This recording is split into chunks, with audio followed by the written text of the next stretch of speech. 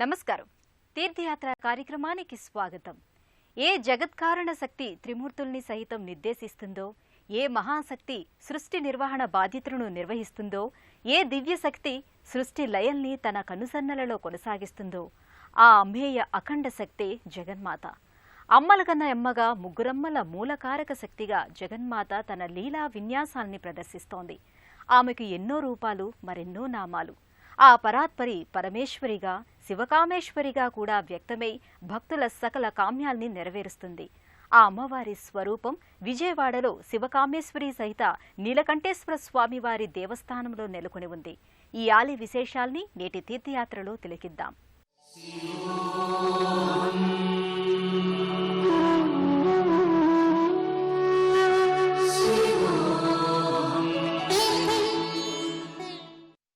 శ్రీమత్కామేశ్వర ప్రేమభూషణాం శుభపోషణాం శ్రీమతీం భాగ్య సౌభాగ్యధాత్రీం కామేశ్వరీం భజే.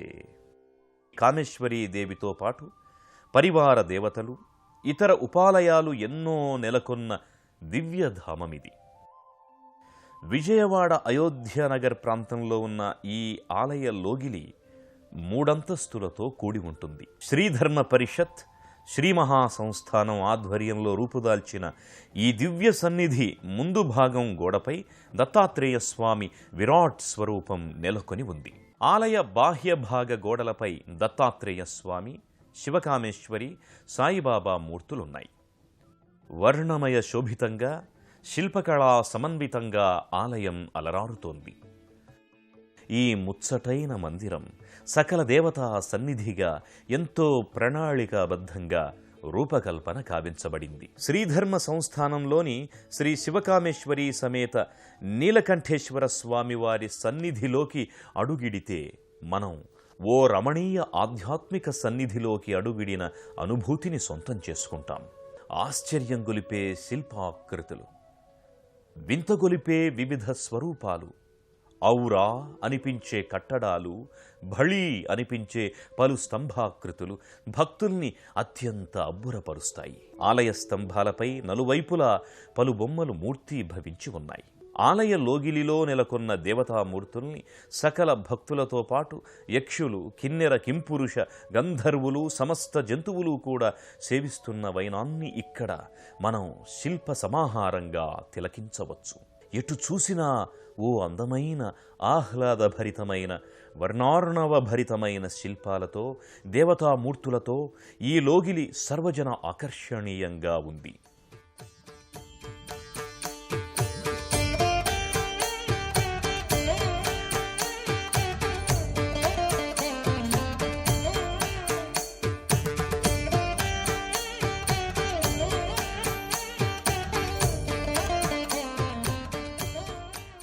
ఆలయ లోపలి కప్పుపై విలక్షణ ఆకృతులు భక్తులకు కనువిందు చేస్తాయి. పద్మాకృతులు, పుష్పాలు, లతలు, వైవిధ్యభరితమైన స్వరూపాలతో ఈ లోగిలి ఓ కళావనిగా భాసిల్లుతోంది. ఆలయ ప్రాంగణంలోని స్తంభాలపైనున్న దశావతార మూర్తులు భక్తులను ఆశ్చర్యచకితుల్ని చేస్తాయి.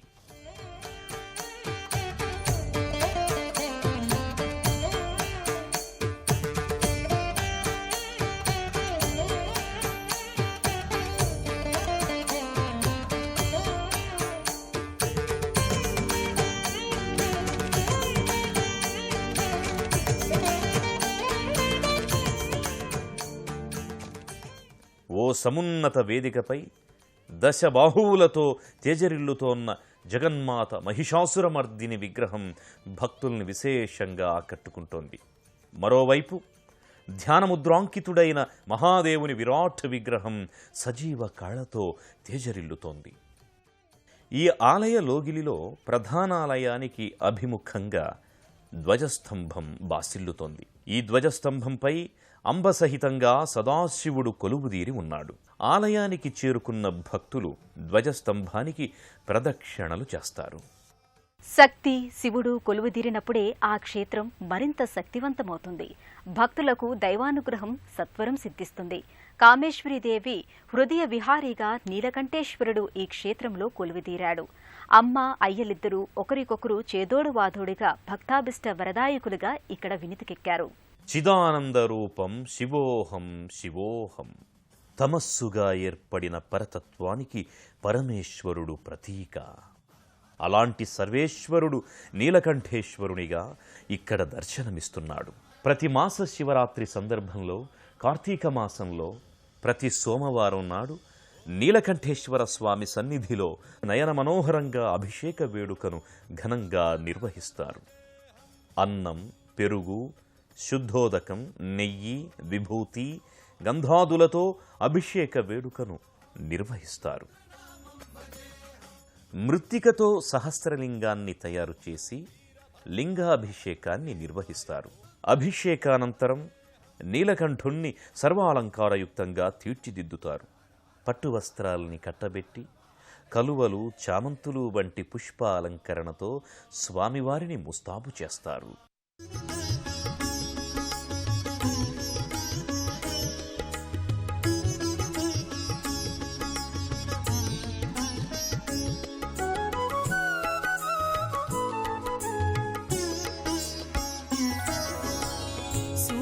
సుమనసవందిత సుందరి మాధవి చంద్ర సహోదరి హేమమయే మునిగణవందిత మోక్షప్రదాయిని మంజుల భాషిణి వేదనుతే పంకజవాసిని దేవసుపూజిత. ఈ నెలవులో ప్రతిష్ఠితమైన దేవతామూర్తులు భక్తుల పాలిట కొంగు బంగారంగా వెలసిల్లుతున్నాయి. నీలకంఠేశ్వరునికి కుడివైపు విజయ గణపతి ఆలయం కొలువుదీరి ఉంది. సర్వ విజయాలను చేకూర్చి విఘ్నాలను తొలగించే గణపతి భక్తుల చేత పూజలందుకుంటున్నాడు.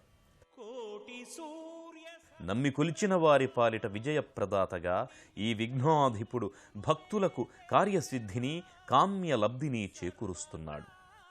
కలువ పూలతో, చామంతుల మాలికలతో వినాయక స్వామి వింతైన సౌందర్యంతో తేజరిల్లుతాడు.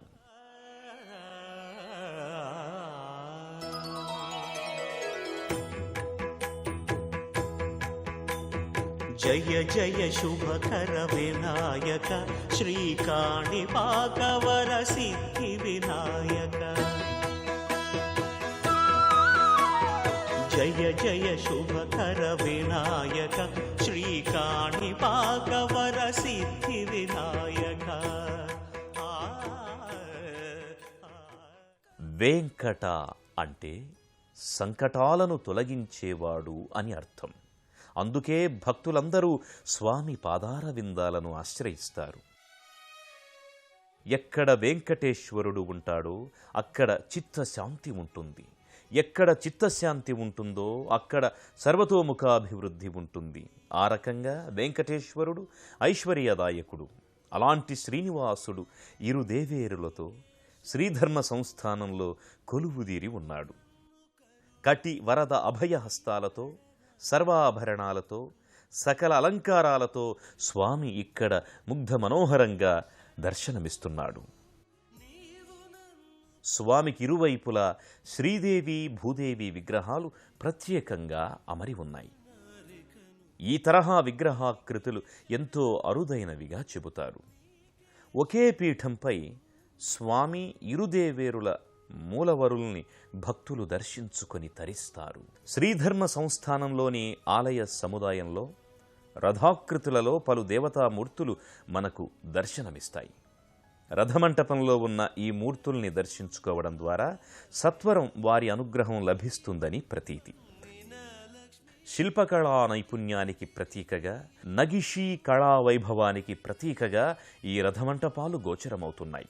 రథమంటపాలలో గణపతి, ఆంజనేయుడు, సుబ్రహ్మణ్య స్వామి, దత్తాత్రేయ స్వామి విగ్రహాల్ని భక్తులు తన్మయానంద భరితులై దర్శించుకుంటారు. ధర్మ సంస్థానం 2వ అంతస్తులో శ్రీ షిరిడీ సాయిబాబా మందిరం ప్రత్యేకంగా అమరి ఉంది. సమున్నత పీఠంపై ఓ విశాల వృక్ష చిత్తరువు నేపథ్యంగా ఉండగా సాయినాథుడు చిన్మయ చిదానంద భరితుడై గోచరమవుతున్నాడు. సజీవత్వం ముట్టిపడే విగ్రహాకృతిలో బాబాను దర్శించుకుని భక్తులు అలౌకికానుభూతిని పొందుతారు. ఈ శ్రీధర్మ సంస్థానాన్ని దర్శిస్తే సకల దేవతా సన్నిధిని దర్శించిన ఫలం దక్కుతుంది.